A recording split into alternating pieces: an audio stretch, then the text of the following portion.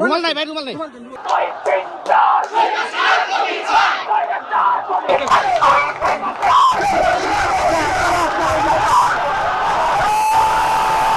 আমরা চাই এক দফা এক দাবি। আমরা 9 দফা দাবিতে যৌক্তিকতা দেখতেছি না। আমাদের অনেক খুন হয়েছে, অনেক রক্ত আমরা দিয়েছি। আমরা এখন এক দাবিতেই মানি।